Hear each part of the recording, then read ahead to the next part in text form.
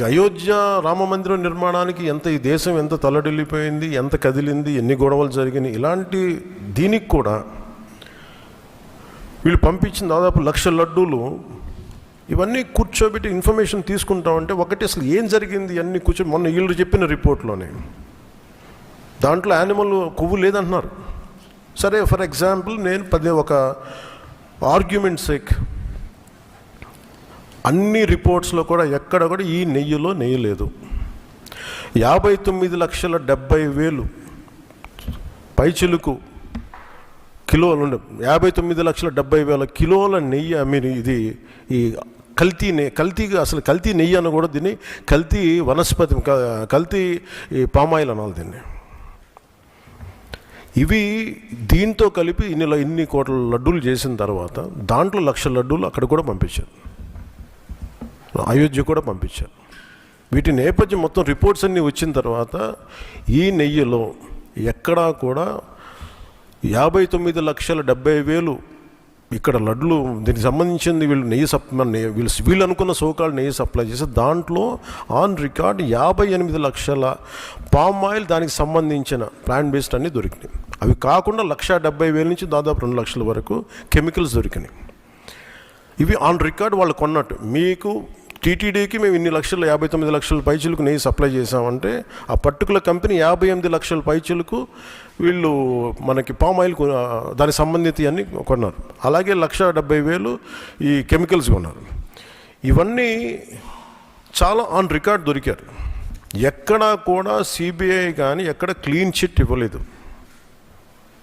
Clean chit ఎక్కడ ఇవ్వలేదు. వాళ్ళు వెరీ క్లియర్ కట్గా చెప్పింది ఈ నెయ్యిలో పూర్తిగా ఇది ప్లాంట్ బేస్డ్, అంటే దీంట్లో నెయ్యి మన పాల నుంచి పాల కొవ్వు నుంచి రావాల్సింది, దీంట్లో ఇది లేదు. చాలా చాలా స్పష్టంగా అది చెప్పారు. మిగతాయి మేము నిర్ధారించలేకపోతాం, మా దగ్గర ఇన్ఫర్మేషన్ లేదు అనేది ఒక రిపోర్ట్ వాళ్ళు చెప్పింది.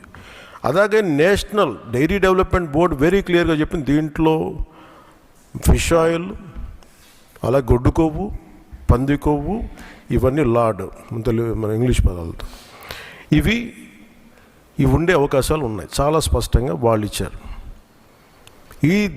ఈ ప్రాసెస్లో వీళ్ళు దీన్ని కూర్చోబెట్టి అడ్డగోలుగా మాట్లాడితే, ఎందుకంటే వీళ్ళకి ఏ రోజు కూడా ఈ ధర్మం మీద వాళ్ళకి గౌరవం లేదు.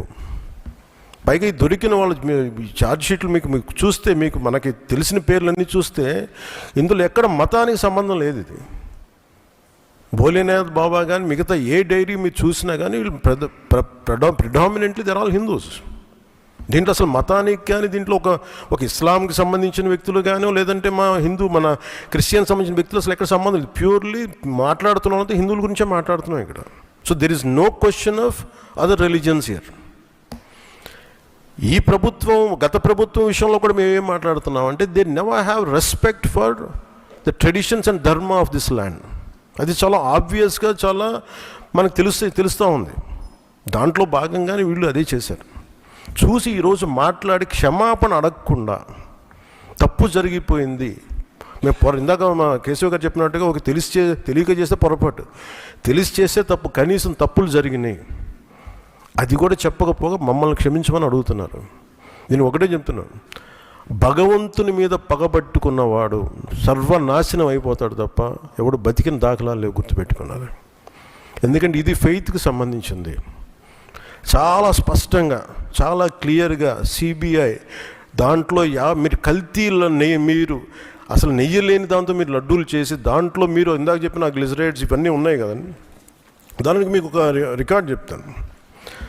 2019 నుంచి 2025 వరకు మీకు కనీసం ఒక నువ్వుల నూనె 180 రూపాయల నుంచి 268 రూపాయలు ఉండేది కనీసం 26కి ఈ రోజుకి.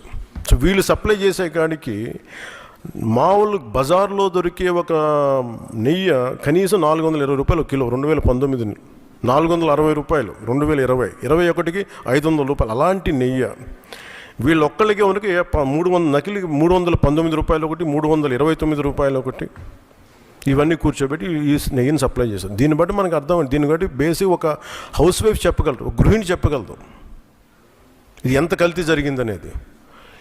ఇలాంటి నెయ్యిని కూర్చోబెట్టి ఇది భగవంతుడికి ఇచ్చి ఈరోజు బుకాయించి తప్పులు చేసి మళ్ళీ ఈరోజు ఏం లేదని మాట్లాడుతూ ఉన్నారు వీళ్ళు.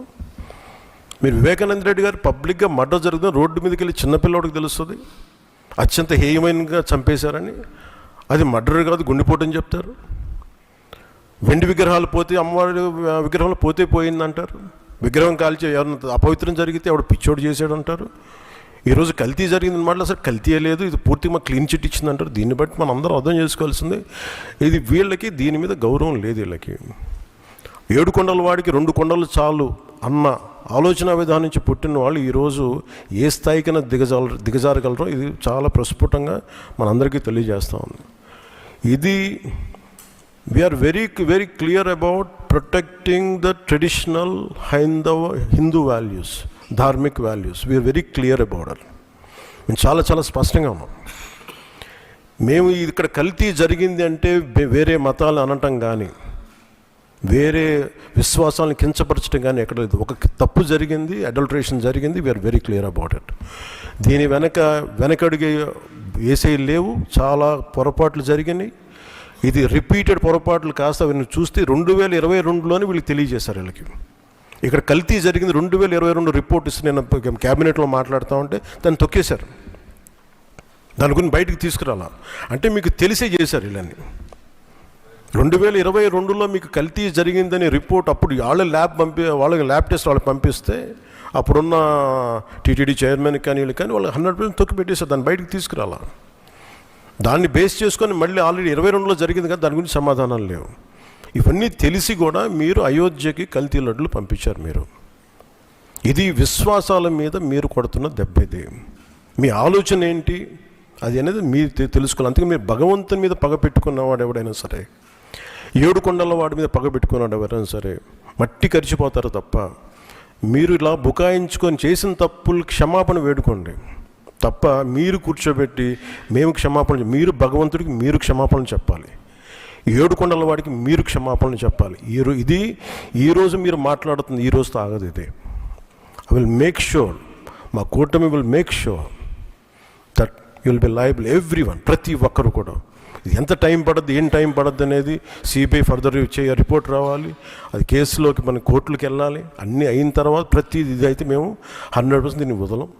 ఖచ్చితంగా ఈ దోషులను ఎవరైతే ఉన్నారో మేము క్షమాపణ చెప్పడం కాదు, మీరు భగవంతుడికి మోకరిల్లే వరకు యుద్ధం సాగొద్దు. గౌరవ ముఖ్యమంత్రి గారు మాట్లాడుతున్నారు.